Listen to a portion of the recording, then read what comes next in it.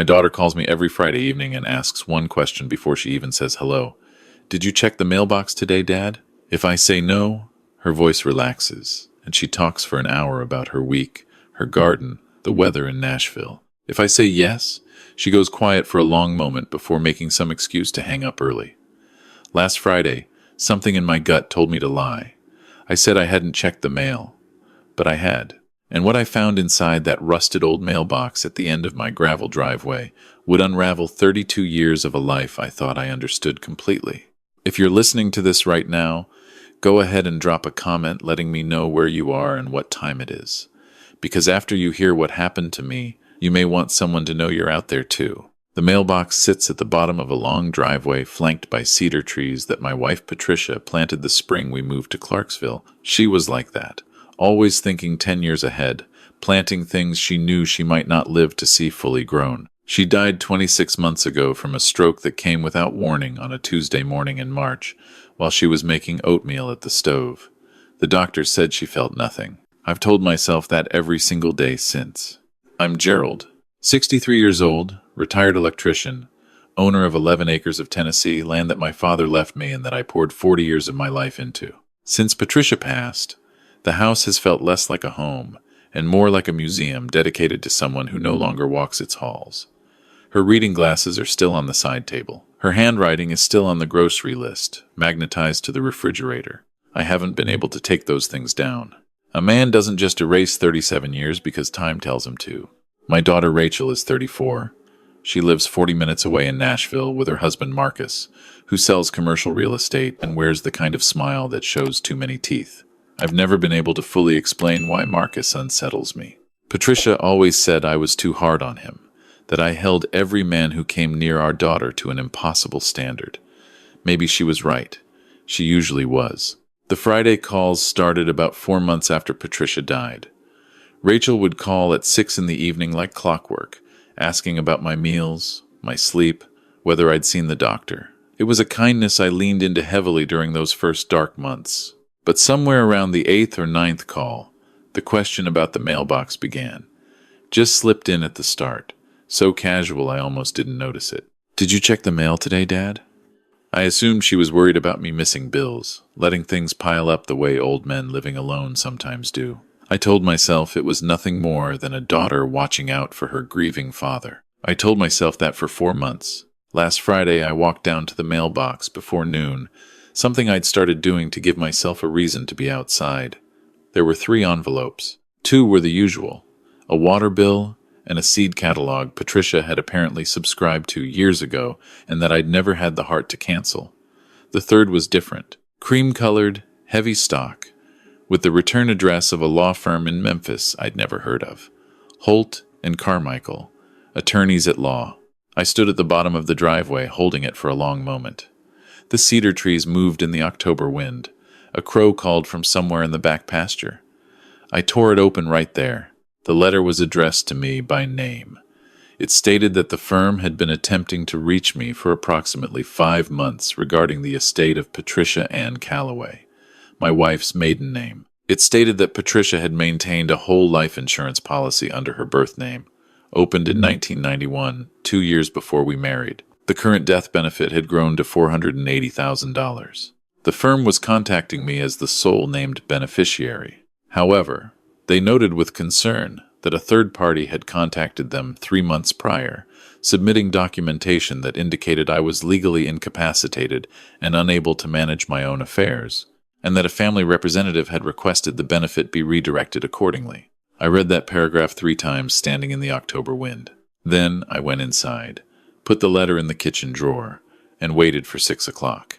Did you check the mail today, Dad? Her voice had that careful brightness she'd been using for months, the one that sounded like warmth but felt like management. No, I said. Must have forgot. The relief in her exhale was unmistakable. She talked for 45 minutes about a recipe she'd tried, a neighbor's new dog, a trip she and Marcus were thinking about taking in January. I listened to every word and said almost nothing. When she hung up, I sat in the dark kitchen for a long time, listening to the cedar trees outside and wondering how long I'd been the last to understand what was happening in my own life. Sleep stayed away that night. I kept turning over the phrase legally incapacitated. Someone had filed paperwork to that effect. Someone had represented to a law firm in Memphis that Gerald Calloway could not manage his own affairs. Someone had known about an insurance policy Patricia kept under her maiden name, a policy I had never known existed, and had moved to redirect nearly $500,000 away from me before I ever learned it was there. There was only one person in my life who had both the motivation and the opportunity to do something like that. At 8 the next morning, I called the number on the letterhead and asked for Daniel Holt. The receptionist put me on hold, and I stood in Patricia's kitchen gripping the phone with both hands and watching the hummingbird feeder she'd hung outside the window sway in the morning breeze. Mr. Calloway. The voice was measured, careful. The voice of a man who spent his life delivering information that changed things. I'm very glad you called. We've had some difficulty reaching you directly. I understand there's been some paperwork filed claiming I'm incompetent. Oppose. There has, yes. Submitted approximately 14 weeks ago. The documentation included a letter purportedly from a physician stating you had been diagnosed with early-stage vascular dementia, as well as an affidavit from a family member requesting that benefit disbursements be redirected to an account in the family member's name on your behalf. The kitchen seemed to contract slightly. What family member? Another pause. The affidavit was signed by a Marcus Thomas Webb, my son-in-law. I sat down on the kitchen floor because my legs simply stopped working. Not slowly, not gradually.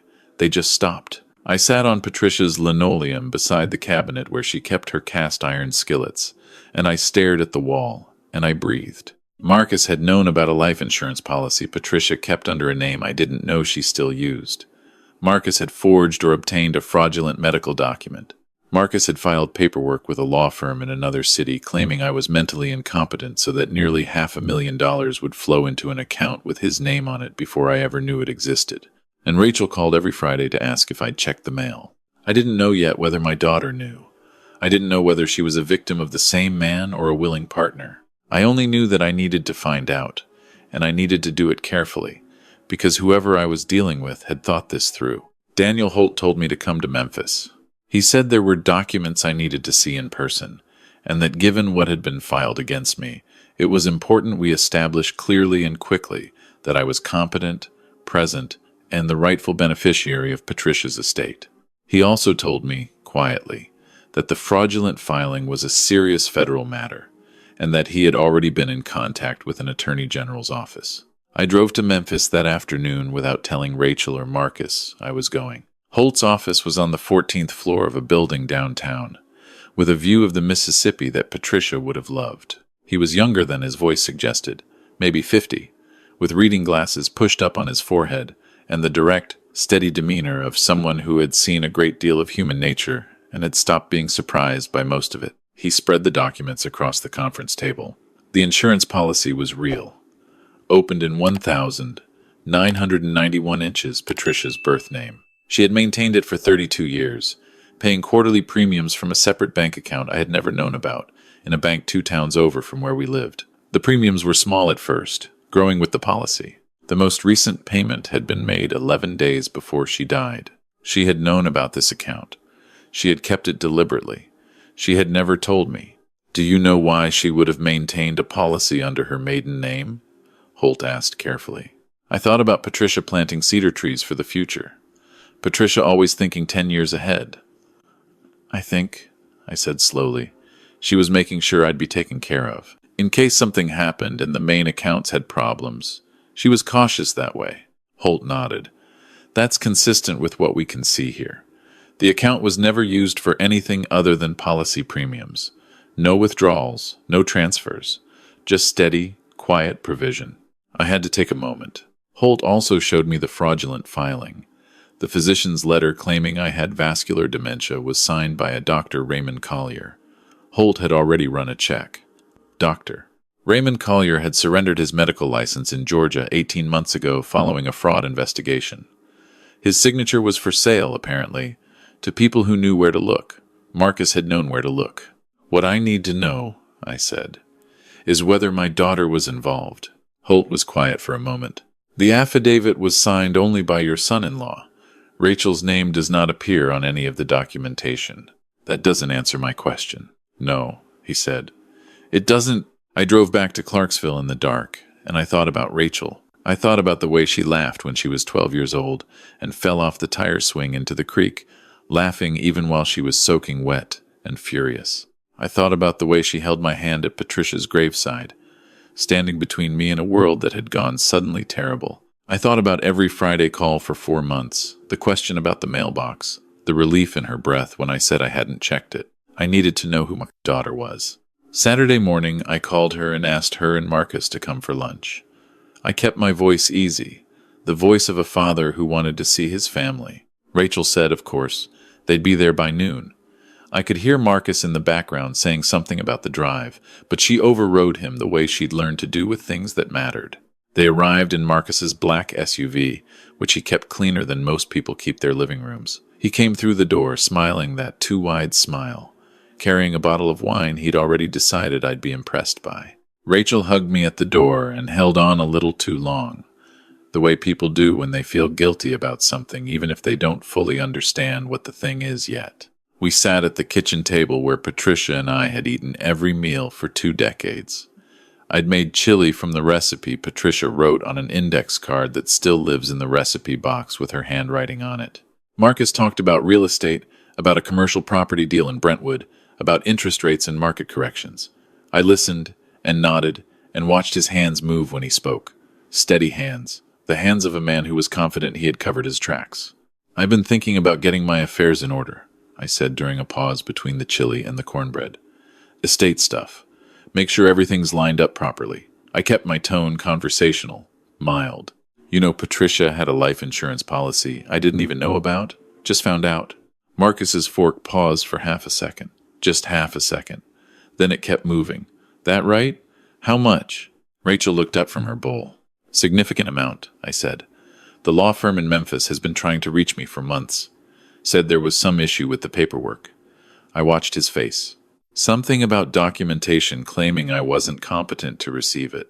The kitchen went very quiet. Rachel set her spoon down. "Marcus." Her voice was low and careful, the voice of someone who had been carrying a suspicion without letting herself believe it. "What is he talking about?" "Nothing, babe. It's probably just some administrative mix-up. 14 weeks ago," I said quietly, "someone filed an affidavit with Holt and Carmichael in Memphis claiming I have vascular dementia. The affidavit was signed by you." The color left Rachel's face. Marcus leaned back in his chair, and something shifted behind his eyes. The salesman's smile didn't disappear exactly. It recalibrated. "Gerald, you're misunderstanding the situation. I was trying to protect you. You haven't been yourself since Patricia." "Don't." Rachel's voice came out in a way I had never heard from her before, flat and still, like a frozen lake. "Don't you say that. Rachel, the mailbox." She turned to me, and I watched her understand. Watched it move through her face the way weather moves across open land. "He told me to ask you about the mailbox every week. He said the lawyer kept sending confusing letters that would upset you, that you weren't ready to deal with financial matters yet, that he was handling it on your behalf." Her voice cracked on the last 3 words. "He said he was helping you. He was redirecting nearly $500,000 to his own account," I said. Rachel stood up from the table. She stood up and walked to the kitchen window where the hummingbird feeder swayed outside, and she put both hands flat on the counter and she breathed. I could see her shoulders working. Marcus tried again. Had dropped, gotten more intimate, more urgent. "Rachel, listen to me. Your father is 63 years old and living alone on 11 acres and struggling. The money was going to be used for his care. I was building a fund for his future. You got a fraudulent psychiatric evaluation," I said, "from a doctor who lost his license for fraud." The room was silent for a long moment. Then Rachel turned around, and I could see that whatever she'd been telling herself for the past 4 months, whatever small hesitations she had smoothed over or explained away, had collapsed entirely. "Get out of this house," she said to Marcus. "Rachel, you need to calm down. Get out of my father's house right now." What happened next took about 40 seconds. Marcus pushed back from the table and his expression went through several changes in rapid succession. Disbelief, calculation, a flash of something ugly, and then a decision. He stood up, picked up his car keys from the counter where he'd set them, and walked out the front door without another word. We heard the black SUV start and roll down the gravel driveway and turn onto the road. Rachel and I stood in the kitchen, listening to the cedar trees and the wind until his engine sound disappeared entirely. Then my daughter sat back down at the kitchen table and put her face in her hands and cried in a way I hadn't heard since she was 17 years old, and the boy she'd thought she loved broke her heart on a Tuesday in November. I sat beside her and put my arm around her shoulders, and we stayed like that for a long time. She told me everything she knew, which wasn't as much as I had feared. Marcus had told her 4 months ago that Patricia's estate had left some complicated financial matters that I wasn't emotionally equipped to handle yet. He'd said a Memphis law firm kept sending confusing documents and that he was managing the correspondence on my behalf until I was stronger. He'd asked her to call every week and make sure I wasn't checking the mail so that distressing paperwork wouldn't reach me before he'd had a chance to prepare me for it. He had framed it as protection. He had framed it as love. I should have asked more questions, Rachel said. I knew something felt wrong, but he always had an answer for everything. She stopped. I wanted to believe he was doing something good. He's good at making people want to believe that, I said. Dad. She looked at me with her mother's eyes, which she'd had from the day she was born. I'm so sorry. I know you are. What happens now? Now, I said. We called Daniel Holt back. What followed over the next 6 weeks was the kind of process that grinds slowly but does not stop. Marcus had, it turned out, done this before. Not to family members, but to elderly clients in his real estate work. There were 2 other cases that the Tennessee Bureau of Investigation had been building for almost a year. Our situation gave them what they needed to move. The fraudulent affidavit, the forged physician's letter, the redirected insurance claim, the financial exploitation of a vulnerable adult. The charges accumulated the way water rises, steadily and without mercy. Marcus was arrested on a Wednesday morning outside his Nashville office. Rachel had already filed for divorce the previous Friday. She told me she'd been sleeping in the guest room for 3 weeks by that point, ever since the afternoon at my kitchen table. She said she'd known on some level for longer than that, but that knowing something and admitting it to yourself are 2 entirely different kinds of courage. Daniel Holt guided me through the insurance claim, which was processed and transferred to my account 6 weeks after we established, without any doubt, that I was competent, present, and the rightful recipient of what Patricia had quietly built for our future. I stood in my kitchen the morning I saw the deposit confirmation, and I looked out at the hummingbird feeder and I told her thank you out loud, just in case she could hear it from wherever she was.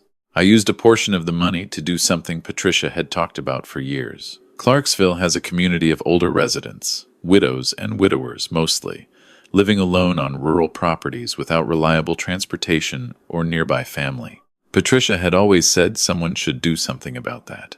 I worked with a local nonprofit to establish a small fund for transportation assistance, grocery delivery, and regular wellness checks.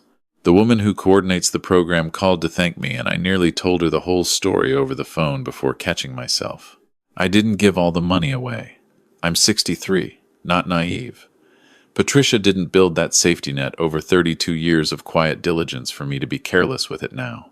But I kept enough to do something she would have been glad of, and that mattered to me more than I can easily explain. Rachel comes to Clarksville most Sundays now. She brings groceries she insists I need and sits at the kitchen table where she grew up doing her homework, and we eat lunch and talk about whatever comes to mind. The divorce was finalized last month. She's renting a small house near her job, learning, she says, who she is without someone else's voice in her ear defining it for her.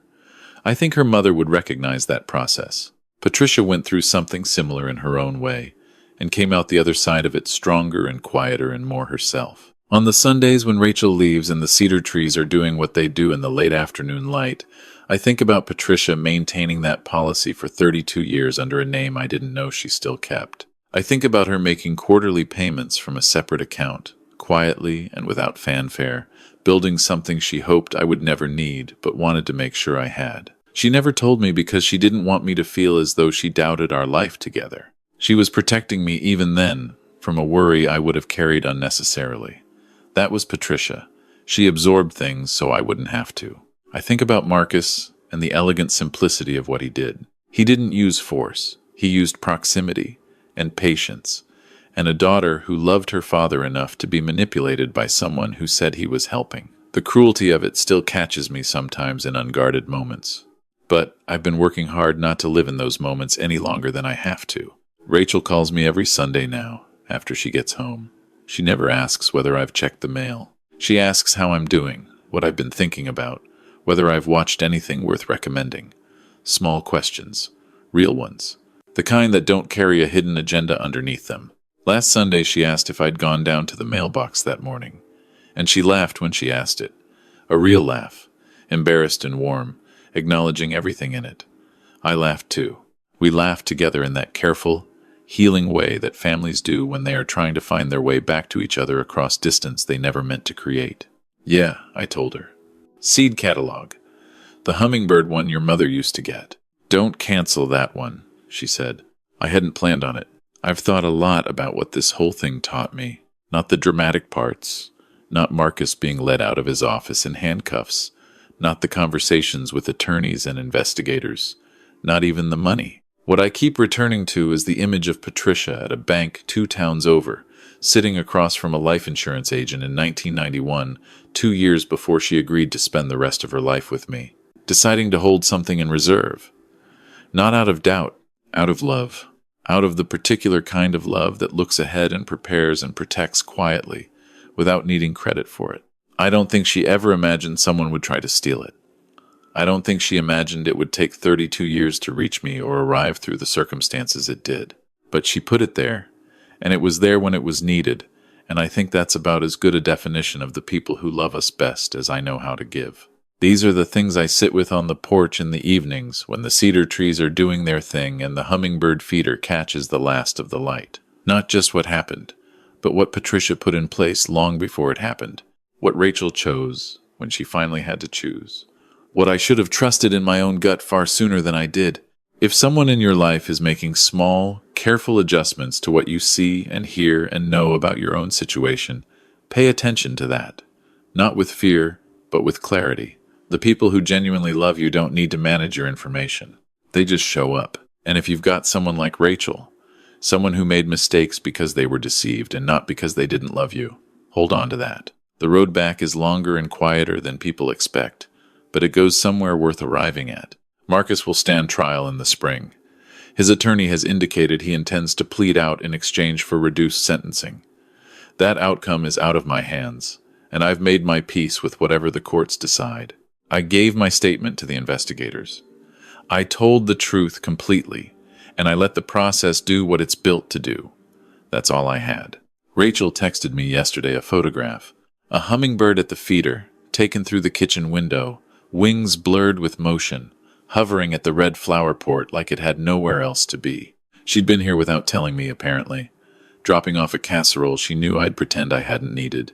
She'd taken the photo from the driveway before she left. I set it as my phone background.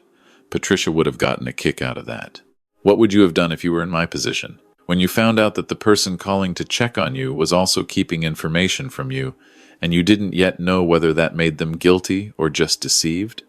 Leave me a comment below. And if this story meant something to you, pass it along to someone who needs to hear that the people we lose are still looking out for us, even when we can't see how. Subscribe to kt-sweetrevenge and stay close. There's more coming, and none of it is easy, and all of it is true in the ways that matter most.